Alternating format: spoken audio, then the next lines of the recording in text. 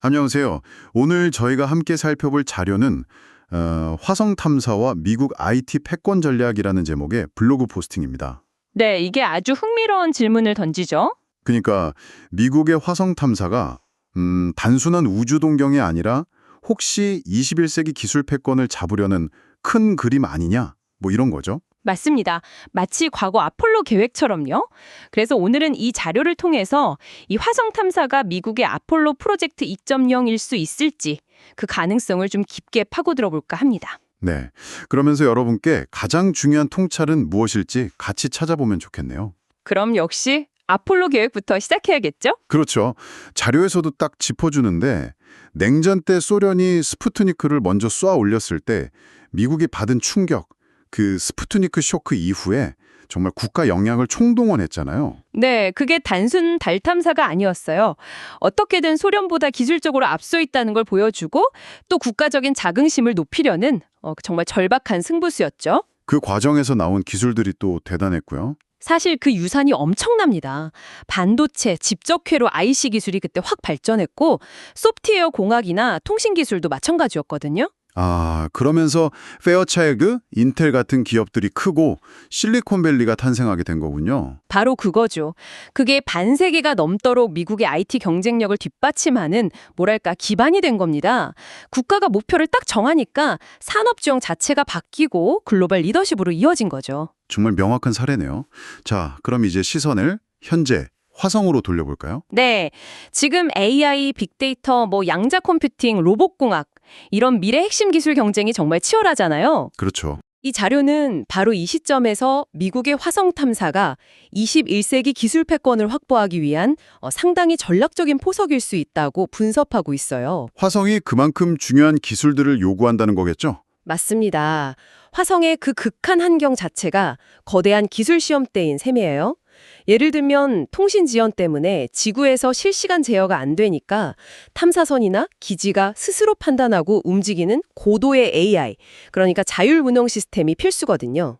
그래 지구의 자율주행차나 스마트 팩토리, 심지어 국방 AI 발전으로 바로 연결될 수 있겠네요. 정확합니다. AI뿐만 아니라 화성 현지 자원을 활용하는 ISRU 기술을 위한 첨단 로봇공학도 필요하고요. 사람이 오래 머물려면 또 폐쇄르프 생명유지 시스템, 신소재, 원격 의료, 초고속 통신, 정말 미래기술 종합선물 세트 같은 느낌인데요. 바로 그 점이에요.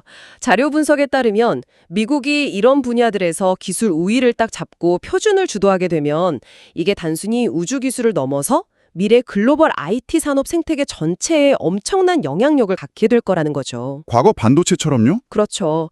제2의 반도체 같은 역할을 할 수도 있다는 분석입니다. 물론 중국 같은 다른 경쟁국들의 추격도 만만치 않죠? 네, 그래서 미국도 그걸 의식하지 않을 수 없고요. 여기서 이제 스페이스X 같은 민간 기업의 역할이 중요해지는 거죠. 이른바 뉴스페이스 방식인데요.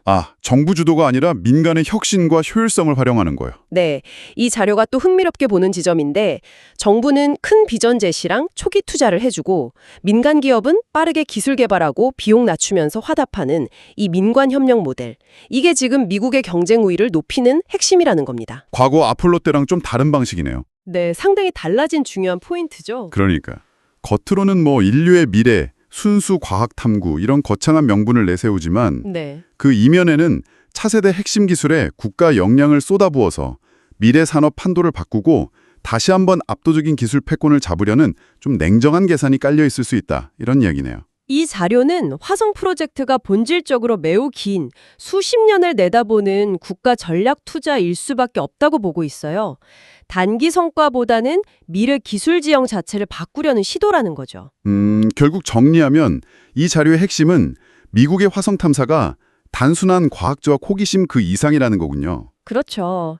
과거 아폴로 계획처럼 21세기 기술 지형도에서 미국의 IT 리더십을 다시 확립하고 미래 헤게모니를 장악하기 위한 아주 치밀하게 계산된 국가적 승부수일 가능성이 높다는 결론입니다. 붉은 행성 화성이 미국의 다음 세기 패권이 결정지을 중요한 시험대가 될 수도 있다. 이런 말이네요. 네. 그래서 앞으로 화성 탐사 관련 뉴스를 보실 때 이런 전략적인 측면, 그러니까 기술 패권 경쟁이라는 렌즈로 보시면 훨씬 더 깊이 있는 해석이 가능하실 겁니다. 단순 우주쇼가 아니라 그 이면의 거대한 전력적 움직임을 읽는 거군요. 맞습니다. 자, 그럼 마지막으로 이런 질문을 던져보면서 마무리할까 합니다. 이 분석대로 화성 탐사가 미국의 IT 패권 전략과 깊이 연결되어 있다면, 만약 정말 인류가 막대한 투자를 통해 화성 정착에 성공한다면요. 네. 그 결과가 단순히 기술이나 경제 패권을 넘어서 우리 사회, 또 인류의 가치관에는 어떤 우리가 지금은 상상하기 어려운 변화를 가져올 수 있을까요? 한 번쯤 생각해 보시면 흥미로울 것 같습니다.